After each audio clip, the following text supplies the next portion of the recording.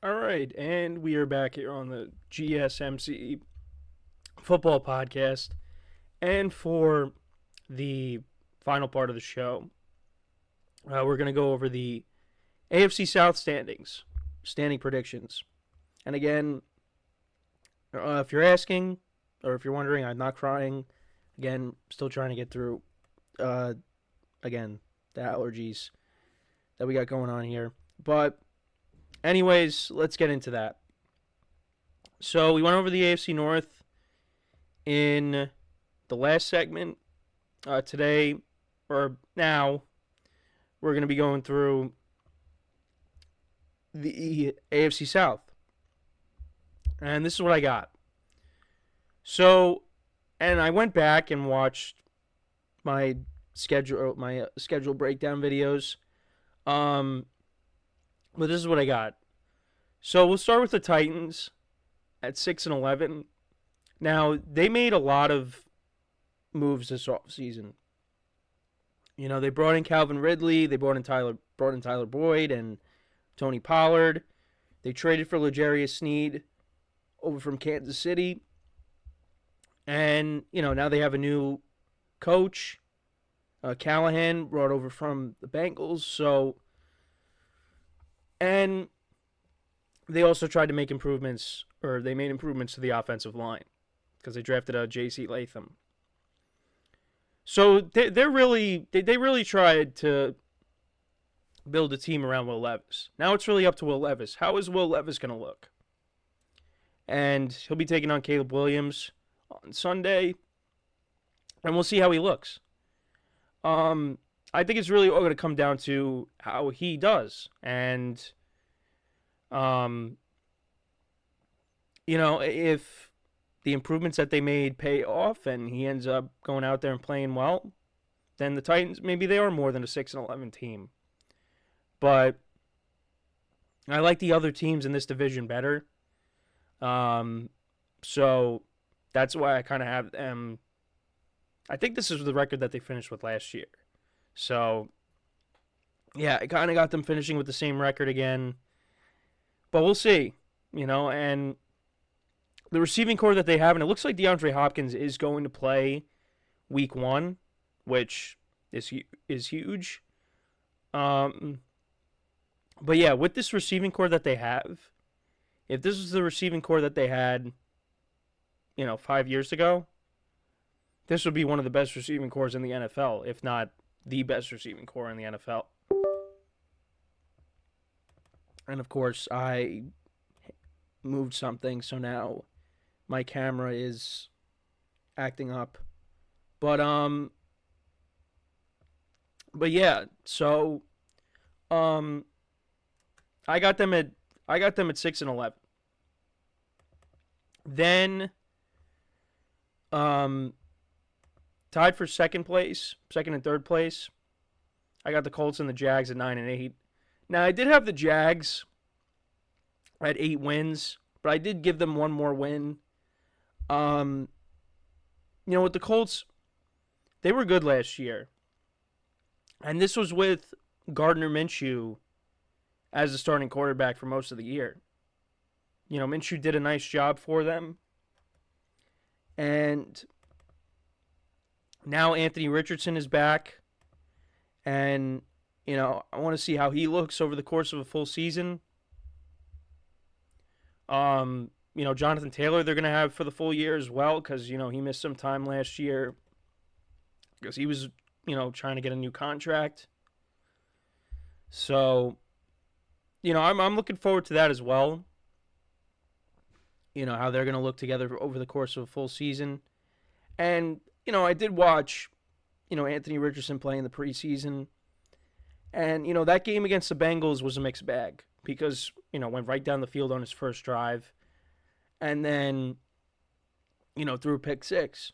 So, you know, I mean, he's still trying to work his way back. But getting put to the test right away with playing the Texans in week 1, playing them on Sunday. So, but I do think this is a good enough team that they can get to 9 wins. And with the Jags, Look, Trevor Lawrence got a big contract. In terms of AAV, I mean, he's right at the top. So, he's got to go out there and live up to that contract. And we've been expecting more out of Trevor Lawrence. They made the playoffs in 22. I feel like you could I've said it, throw out his rookie year because that was just a mess. 2022 was solid. Last year, they were inconsistent. They were 8-3, and then the wheels just fell off.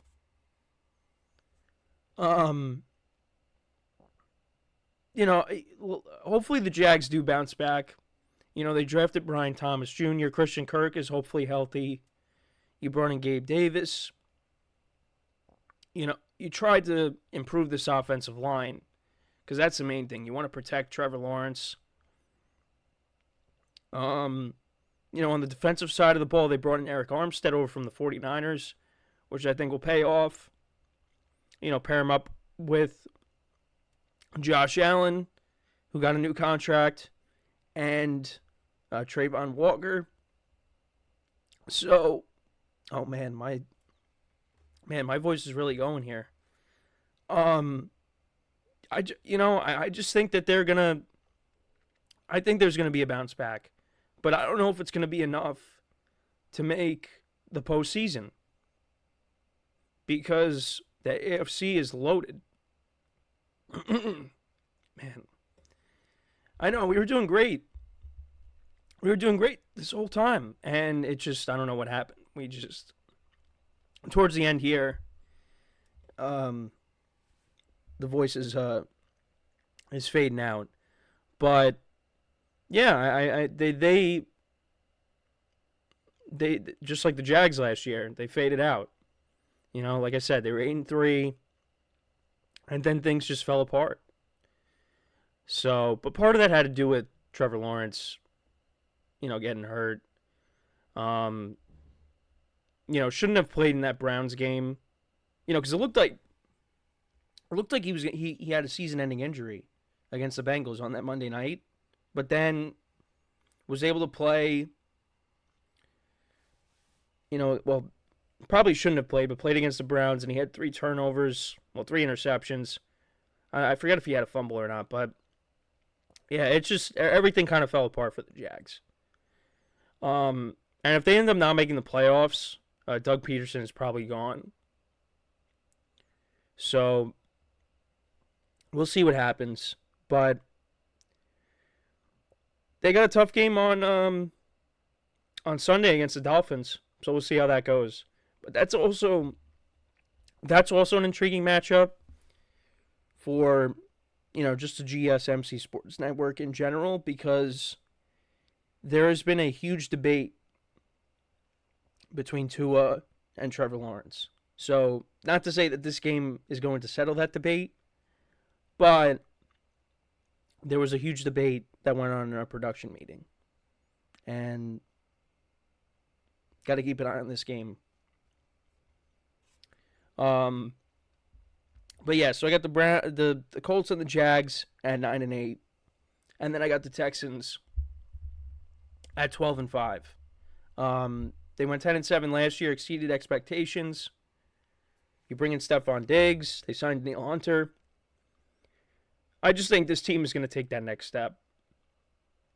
They are going to be really good. I think they're the favorites to win this division, and I think they're going to win this division once again. They got a young quarterback that, could be an MVP candidate this year. And I just really like what they did this offseason. You hope that defense continues to improve, because in the playoff game against the Ravens, that defense got shredded. So you're hoping that they made enough improvements there. And with Diggs, paired up with Nico Collins and Tank Dell, you're bringing Joe Mixon. There's a lot to like about this team. And DeMeco Ryans is a really good head coach. So, yeah. No, looking forward to it. Really, looking forward to watching the Texans this year and what they can accomplish. So, yeah, that's my standings predictions for the AFC South. Let me know what you guys think about those predictions. And yeah, that is pretty much it for the show for today. Again, I apologize for my voice. It's towards the end there, that was bad. But again, I'm not crying. It's just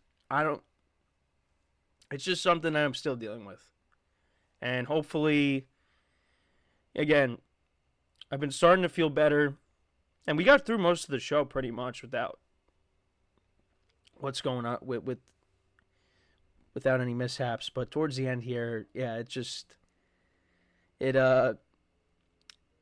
started to fade out there. So again, hopefully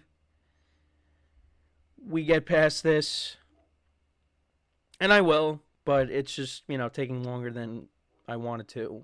I just want it to be over so I can actually get through a whole show without losing my voice. But yeah, so again, thank you guys for tuning in. Make sure to check out all the other shows, as well. Give the other shows some love, like I always say. And yeah, tomorrow is previewing Ravens Chiefs. So can't wait for that. So with that, that is all the time that we have for today. Again, thank you guys for tuning in. We'll be back again tomorrow, 10:30 a.m. Eastern Time. And until then, I'm Kenneth Grunfelder signing off from the GSMC Football Podcast, brought to you by the GSMC Sports Network. Have a good day, and I will talk to you guys tomorrow. Take care.